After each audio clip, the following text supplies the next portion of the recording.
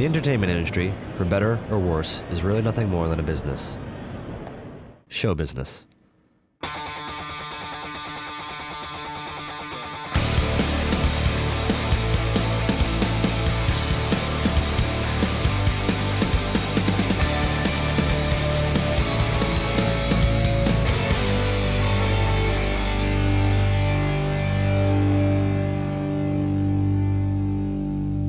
At the end of the day, what matters most, above all else, is how well a movie or studio performs, and how much revenue or return that movie can provide for its investors. For any good investment, the return must be greater than the expense. Otherwise, those with shares in the film or studio go home empty-handed and shortchanged. In an ideal situation, a film's earnings will surpass its cost of production, and the extent to which determines the film's success. Take the movie Titanic, for example. The budget cost of production for the epic movie was $200 million. When first released on December 19, 1997, the film pulled in a modest $28.6 million from domestic ticket sales during its opening weekend. A week later, December 26th, the weekend draw doubled, taking in $59.8 million. The movie remained the #1 box office earner for 4 months. Today, the film has notoriously gone down in history as the highest-grossing film of all time, with a total worldwide gross of nearly $1.84 billion. In 2007, there were 630 pictures released in the United States. Of these films, only 4 managed to earn $300 million or more, and a mere 28 films in total earned over $100 million. So what happened to the vast remainder of these movies? The sad truth is that many became flops. And on that note, what exactly is a flop? A flop is a film that does not make as much money as it costs to produce it.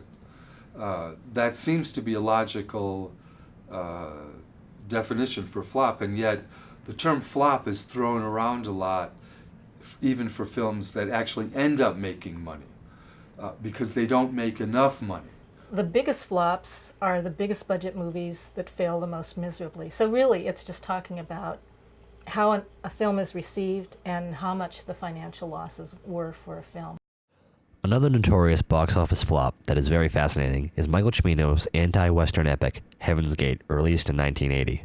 Previously, in 1978, Michael Cimino struck Oscar gold with his film The Deer Hunter, which won the award for Best Picture and Best Director. Go ahead. Go ahead, Stevie! Go ahead! Show him you got it! Go ahead! 2 years later, Cimino was approved by United Artists to direct an epic feature that he had written and was given a budget of $12 million. When production began, Cimino's demands became extravagant, insisting on everything being shot in location with lavish, expensive sets built in Wyoming. In the end, the budget had tripled to $36 million and quickly became a major financial headache for the studio.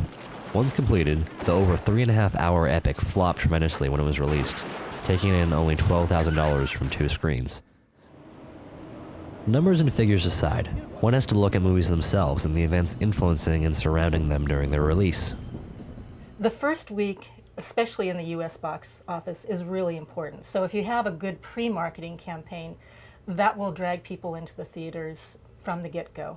And then after that, advertising helps, but word of mouth really helps. So a lot of people feel that, oh, a film wasn't marketed properly, so people didn't go to see it. If you're talking about theatrically released movies, big marketing budget's a must. People have to get to the theaters, that's how you make your revenue. The 70s saw the rise of the multi-screen or multiplex theaters in the United States, which offered viewers several options when they would arrive to see a movie, resulting in more sales and business for the theater itself. On May 21st, 1980, Star Wars The Empire Strikes Back and The Shining opened in the same weekend. Here's Johnny! As a result, The Shining had poor box office returns initially because Star Wars had largely been stealing the audience. There's yet another major influence on movie-going audience: critic reviews. The critical response at the box office match more often than you might think they would. If the critics all say something stinks, it's going to have trouble opening. But the studios have figured that out, and a lot of pictures open without critic screenings, more every year than the year before. And their thought is, at least we don't have the bad word of mouth out there before the picture's ever shown.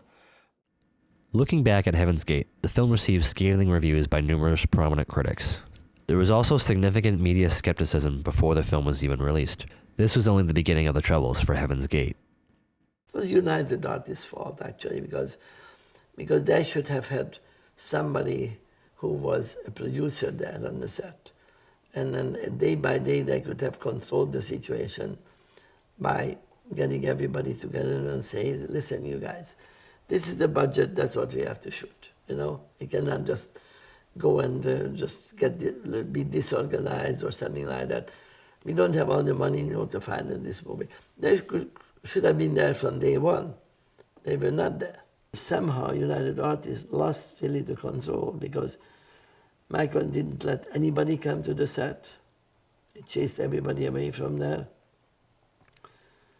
And basically his wife, Joan Corelli, was the one who was the producer.